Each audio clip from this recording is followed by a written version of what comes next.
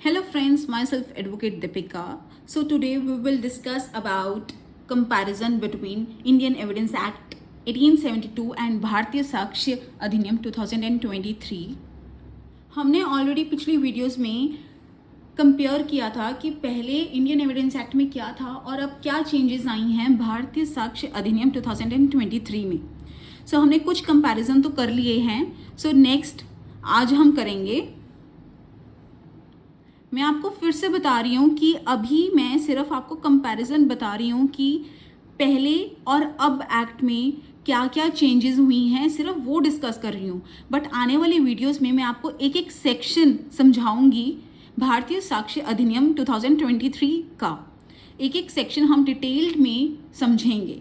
So next is आज हम continue करेंगे नेक्स्ट सेक्शंस.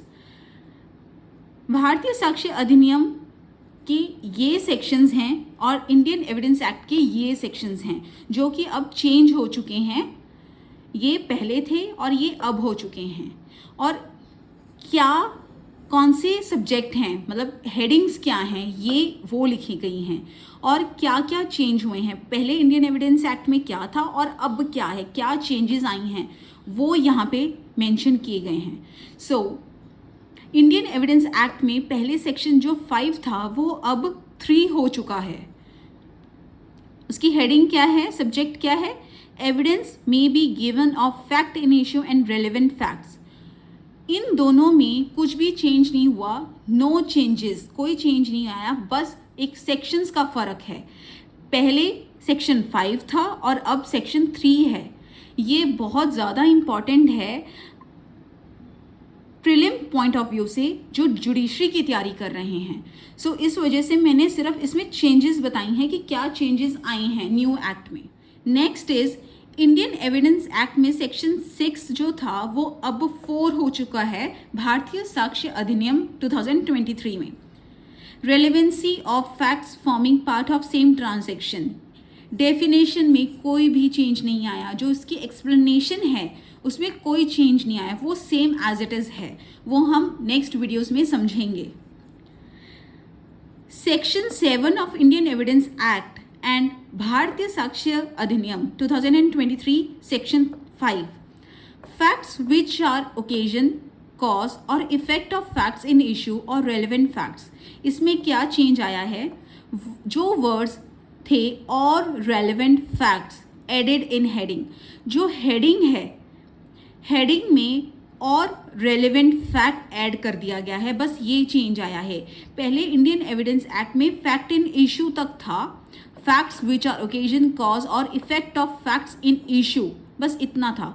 बट नए एक्ट में भारतीय साक्ष्य अधिनियम में और रेलेवेंट फैक्ट ऐड कर दिया गया है. Next is Indian evidence act में सेक्शन 8 जो था वो अब सेक्शन 6 हो चुका है भारतीय साक्ष्य अधिनियम 2023 में. मोटिव, प्रेपरेशन एंड प्रीवियस और सब्सिक्वेंट कंडक्ट, इनमें क्या चेंजेस आए हैं.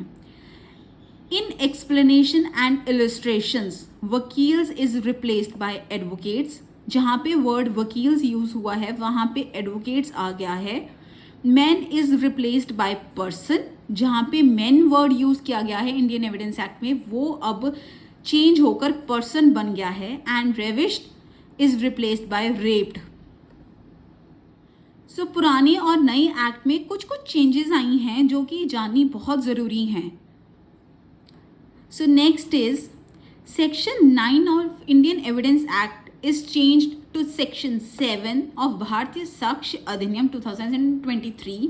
So facts necessary to explain or introduce fact in issue or relevant fact. इसमें क्या changes आए हैं, words fact in issue और are added in heading. अब इसमें heading में change आई है. heading में fact in issue और ये add कर दिया गया है, पहले इंडियन एविडेंस एक्ट में नहीं था ये. A is replaced by he. जो A वर्ड यूज हुआ है इंडियन एविडेंस एक्ट में उसको रिप्लेस करके he बना दिया है, बस इतना ही चेंज आया है इस सेक्शन में. Next is Indian evidence act section 10 अब बन चुका है सेक्शन 8 ऑफ भारतीय साक्ष्य अधिनियम 2023 का. थिंग्स सेड और done by conspirator in reference to common design. इसमें क्या चेंजेस आए हैं? कोई चेंज नहीं आया, no change except in illustration. Illustration में सिर्फ चेंज आया है। उसमें क्या चेंजेस किए हैं इन्होंने? Government of India is replaced by state. जो भी इलस्ट्रेशन है उसमें गवर्नमेंट ऑफ इंडिया जहाँ लिखा है वहाँ पे स्टेट हो चुका है। And city names are changed from Calcutta to Kolkata, Bombay to Mumbai and Kabul to Singapore. बस ये चेंजेस आए हैं न्यू एक्ट में। हम एक एक सेक्शन को डिटेल में नेक्स्ट वीडियोस में समझेंगे और कंपैरिजन अगले सेक्शंस का हम नेक्स्ट वीडियो में समझेंगे। I hope you like this video. Thank you.